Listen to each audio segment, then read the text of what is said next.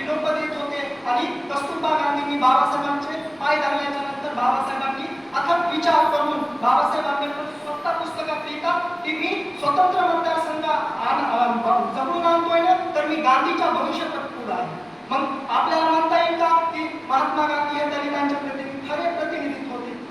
याचा कुठेतरी विचार होणं गरजेचं आहे ना. किंवा ज्यावेळेस संविधान सभा तयार झाली होती त्या संविधान सभेमध्ये डॉक्टर बाबासाहेब आंबेडकरांनी नुसतं आम्ही म्हणतो की संविधान लिहिलं नुसतं संविधान लिहिलं, परंतु संविधानासाठी काय झालं होतं, ज्यावेळेस इंग्रज सरकारनं इथले प्रतिनिधी निवडून दिले होते त्यावेळेस काँग्रेस पक्ष म्हणला होता स्वतः सरदार पटेलांचा वाक्य सरदार पटेल म्हणतात की मैं देखता हूँ बाबा साहब कैसे इस संविधान सभा में आते हैं क्योंकि मैंने इस संविधान सभा के सभी दरवाजे और खिड़कियां बंद कर लिए हैं.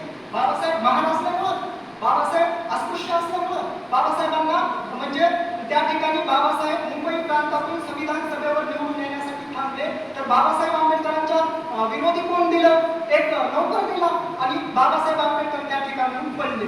बाबासाहेब आंबेडकर त्या ठिकाणी पडल्याच्या नंतर बंगालमध्ये जोगेंद्रनाथ मंडल निवडून आले होते आणि ते मुस्लिम लीगचे होते. जोगेंद्रनाथ मंडल म्हणले मी संविधान सभेवर काही गेलो तर काही होणार नाही, परंतु डॉक्टर बाबासाहेब आंबेडकर संविधान सभेवर गेले तर काही झाल्या वाचून राहणार नाही. पण ज्यावेळेस बाबासाहेब संविधान सभेमध्ये दिले त्यावेळेस बाबासाहेबांना म्हणजे हे लोक बोलू देत नव्हते आणि ज्यावेळेस मग जिथून बाबासाहेब निवडून आले का तो जो क्षेत्र होतं ना ते क्षेत्र त्यांनी पाकिस्तानला दिले आणि बाबासाहेबांना सांगितलं की तुम्ही पाकिस्तानच्या संविधान सभेत जावा कारण तुम्ही आता तिकडचे झालेले आहात. डॉक्टर बाबासाहेब आंबेडकर म्हणले की मी नाही येऊ शकत. पण गांधी, नेहरू, पटेल यांनी काय केलं की एक त्यांचं सदस्य म्हणजे 5-6 जण निवडले आणि त्या निवडलेल्यांना इंग्लंडला पाठवलं, अमेरिकेला पाठवलं आणि तिथं सांगितलं की तुम्ही आमच्या देशाला संविधान लिहून द्या. पण ती लोक काय म्हणले, बाबा तुमच्या देशामध्ये प्रचंड जाती समुदाय आहे आणि आम्हाला तुमच्या देशाचं संविधान लिहिता येणार नाही. मग त्यांनी काय केलं, अमेरिकेला गेले आणि अमेरिकेमध्ये एका विद्वानानं सांगितलं की अरे तुम्ही बाहेर कशाला फिरताय, अरे जगातला सर्वात ज्ञानाचा महासुरी हा तुमच्या देशामध्ये राहतो आणि तुम्ही बाहेर फिरताय. गांधी, नेहरू, सावरकर म्हणजे टिळकांचं जे शिष्टमंडळ होतं ना ते शिष्टमंडळ भारतात आलं. काँग्रेसला म्हणजे असं फर्मान काढावं लागलं की संविधान सभेवर बाबासाहेब आंबेडकरांना निवडून द्या कारण बाबासाहेब जर संविधान सभेवर नाही आले तर संविधान लिहिता येणार नाही. आज ही जी लोक आहेत ना म्हणतात की बाबासाहेब आंबेडकरांनी संविधानच लिहिलं नाही. संविधानाचे निर्माते कोण तर B.N. राव. आता जर B.N. राव B.N. राव हे संविधानाचे सल्लागार समितीचे अध्यक्ष होते, यात काही वाद नाही. परंतु डॉक्टर बाबासाहेब आंबेडकरांनी म्हणजे घटना लिहिली यात कुणालाच काही शंका येत नाही. पण ही विरोधी प्रचार का केला जातो, का सांगितलं जाते की संविधानाचा निर्माता दुसराच आहे?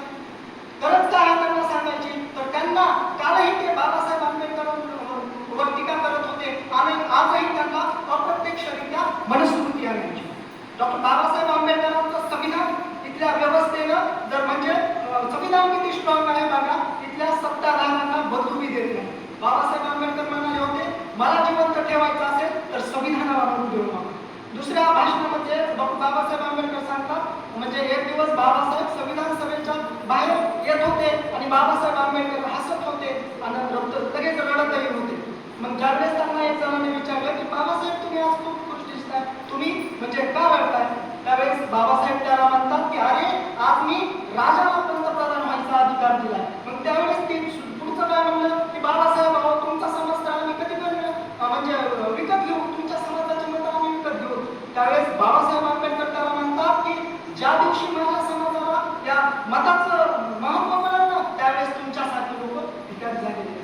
म्हणजे एक घटनाकार डॉक्टर बाबासाहेब आंबेडकर हे संपूर्ण संविधान सभेची प्रत्येक नेत्याला जड होते हे या ठिकाणी मला सांगितलं. मित्रांनो मला या ठिकाणी बोलण्याची संधी दिली त्याबद्दल खूप खूप धन्यवाद आणि आपण सर्वांनी ऐकून घेतलं त्याबद्दल धन्यवाद. जय हिंद, जय भारत.